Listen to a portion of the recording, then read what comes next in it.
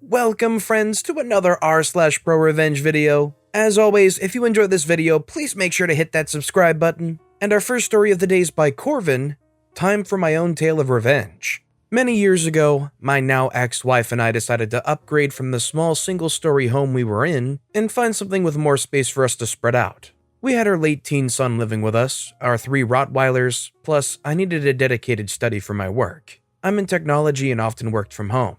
After months of searching, we found our dream home. Beautiful, 2-story, 4-bedroom plus study, with huge amounts of space everywhere. Seriously huge. The laundry was bigger than my bedroom growing up. The quality of everything was amazing. Square set walls, no cornices, polished Tassie oak flooring, floor to high ceiling windows in the living areas, and 2 walls comprising commercial-grade bistro doors that opened up an entire corner of the house onto the covered, outdoor entertaining area. The standard of the build was no surprise. This was a display home up until it landed on the market. We were to be the first people to live in it. I'm going to gloss over months of details and pain, but we had problems with the place from day 2. Literally. On night 2, the plumbing under the ensuite shower gave out and leaked through the kitchen ceiling underneath it. A couple weeks later, during a monster storm, 3 of the light fixtures upstairs started leaking water. A month later, we noticed rust starting to show through the rendering on the corners of the house. There were heaps of smallish, easy-to-fix problems, but the kicker was that the balcony adjoining the master bedroom at the front of the house actually started to sag down, to the point where it was unsafe to go out there due to risk of collapse. We were mostly amenable and nice through most of this. The vendor, also the builder of course, was a small business and we had no interest in making his life any more difficult than it already was for a small business owner. But conversely, we were pouring a lot of our hard-earned money into the mortgage and we wanted what we paid for. But for his own reasons, the builder just kept making it difficult to get things fixed. There was a seemingly endless list of excuses for not turning up at agreed times, a non-stop torrent of blame directed at his subcontractors, and just plain bad behavior like dodging our calls and not responding to our emails. Of course, we started proceedings with our state's Consumer Affairs Department. After all, we were entitled to a statutory 7-year warranty on a new home, but that process takes time. Time throughout, we were forced to endure issues like water leaks, a dangerous balcony we couldn't use, and a whole host of other issues that meant we weren't enjoying our home. There shouldn't have been any dispute about his responsibility to fix these problems. He just chose to be a jerk about it and make us go through the government process, presumably thinking we would give up before he was forced to do anything. At around the same time, we started getting the occasional knock at the door, only to open it and find a couple standing there with a brochure in their hands and our house pictured on the front. The first few of these conversations ended with us politely explaining that this was no longer a display house, it was our home. Without exception, they all apologized profusely and went away. After a month or so of this, I started to wonder, how was it that people still thought our house was a display home? I went looking and discovered that the builder's website still had our address listed for display.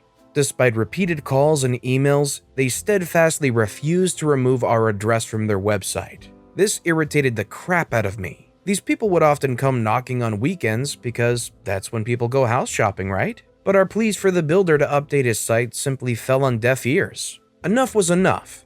An idea had formed. Did I mention I was in technology? First thing I did was scrape their website and set about the task of creating my own version of it using their exact look and feel. I highlighted every single problem we'd found with the place. Every glamour shot was replaced with shots of the exact same feature, but showing the problems we had. Rust showing through the rendering, water leaking from the light fixtures, close-ups of the sagging balcony. You get the idea. By the time I was done, I had what I felt was the perfect alternate version of their site. One that highlighted every single defect in the home, as well as calling out all the problems we had in dealing with the builder. I even included testimonials that were simply copies of the BS emails and texts we received from the builder, avoiding his responsibilities and making lame excuses for not fixing our problems. The headline testimonial was the one where he responded with, "So just don't go out onto the balcony," when I pointed out the clear safety risk it represented. After getting a lawyer friend to check through each page to make sure I wasn't opening myself up to some form of legal action, he helped me change a few sections, chuckling the whole time. I put the site up for hosting on some cheap and cheerful hosting provider Google told me about, offshore of course. I also registered a close, but not close enough to be sued, domain name to reach it. The next step was to create some actual collateral for execution of my plan. After all, there was no point going to all this effort unless I was actually able to direct people to the builder's website. So I took a copy of the brochure for our house that the builder had conveniently left a few of behind in one of the kitchen drawers and set about creating my own version of it. Similar principles as the website. No contact information except the website address. My website address. By this time, I'd made good friends with a few of my neighbors, and we'd taken to sharing a beer or two most nights on our front lawns. And wouldn't you know it, one of them was a manager for a local print shop. Guess he already knew what heck we'd been through with the builder. He took very little convincing to print off a run of my brochure for me on beautiful paper stock, nice and glossy. Professional. I think it cost me half a dozen beers. Then came the final step in my plan. I waited for eager couples to turn up on my doorstep, eyes wide open and wonder at the beauty of the home they were going to pay the builder for their very own copy of. For the next 6 months or so, whenever one of these couples would turn up and knock on my door and explain their purpose, I'd let them know that this model home was selling so quickly that the builder had asked if I could hand out his updated brochure so potential buyers could go online and look up whatever the current display home address was. I don't know how many brochures I handed out. Of the 100 my neighbor printed for me, I probably only had 2 or 3 dozen left. But I know I also handed a bunch out to mates so they could have a laugh. I'd estimate close to 40 prospective buyers got a copy of my brochure, and I reckon at least 15 to 20 of those came back to thank me for warning them. A few of them had already signed conditional contracts and managed to get out of them one way or another. I don't know what happened to that builder in the end. I split up with the missus not too long after, and she sold the place not too long after that. At the time of writing this, the builder's website is gone. The domain still appears to be registered in the company's name, and their state business registration still appears to be active. As best as I can tell, he's no longer at the last known address for the company, and I can't find any mention of the company online that isn't at least 6 years old. Hopefully the jerk's out of business now, and hopefully the few dozen people I helped sidestep the pain of dealing with him were the beginning of the end of his crappy little enterprise. Let me ask you guys, if you moved into a house or an apartment somewhere, and the owner or the builder or whatever totally screwed you over like they did OP, would you want to try and get the word out about this person wherever you could to their prospective clients? Let me know in the comments down below. This next story is by Mr. McFish.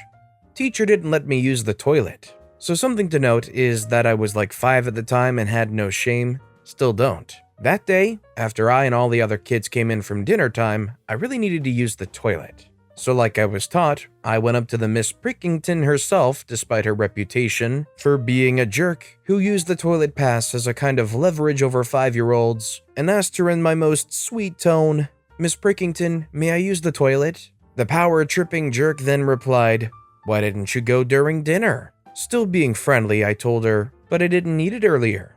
They say, "I don't want to hear any more excuses, go sit down."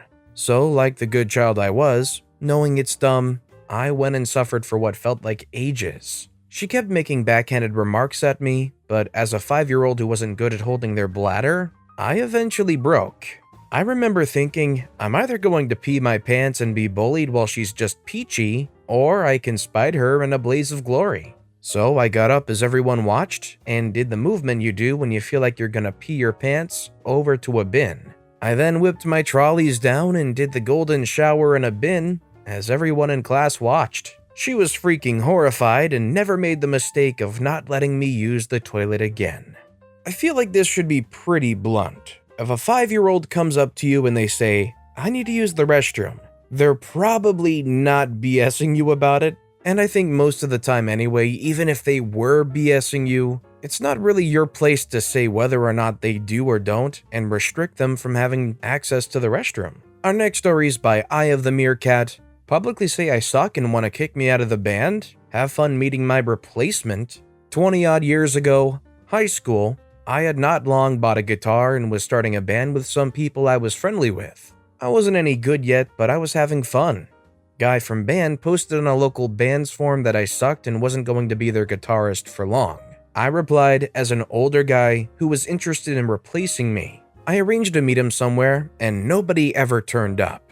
No one really had phones then. He waited in some car park for a few hours, and I heard later on, was really pissed off about it. It was so petty, but so worth it. Just imagine trying to get together a high school band, and that one guy being like, no, we've got to recruit the best of the best. We got to go out there and find somebody that can really shred. It's like, that's great if that's your intention, go and make your own band and recruit people, but I don't think anybody's really going to be happy, though, in this get-together band if somebody starts gatekeeping who can and can't be part of the band. I guess it really just depends on the purpose of the band and what the heart of the band is actually about. And our final story of the day is by It's My Reddit Birthday. Steal our clean linen? Choke on it. In the office building I work in, there's a women's room with 2 stalls for the 20 women on my floor, and a men's room with a urinal and 1 stall for the 4 men on my floor.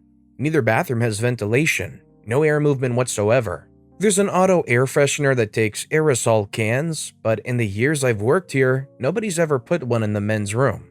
My former office mate retired at the end of the year, and unbeknownst to me, had been putting a new can in the women's room every month or so, which she had purchased with her own money.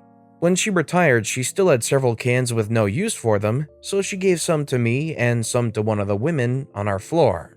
I messed around with the dispenser and set it to spray at the longest interval it had a setting for. It would last several months that way. The women apparently used the most frequent and would have to replace every month. The men's ran out at the end of May, and I had 1 can left. I changed it out Friday morning, and one of the women complained that theirs had ran out a long time ago and nobody had replaced it. I told her that Kelly retired and she used to buy them. So if they ran out, she could buy them herself. Nope. She said since there's more women, that they should get mine. I told her that it was not the property of our employer, so I would do what I wished with my can. When I was leaving Friday night, I saw that it was stolen. As I was the last to leave, I checked the women's room and it was there. I was going to take it back, but when I opened the dispenser, I noticed she installed it wrong and it would not be spraying anything at all. So I fixed it by putting it in incorrectly the opposite way, so that it would just continuously dispense instead of a spray every 15 minutes.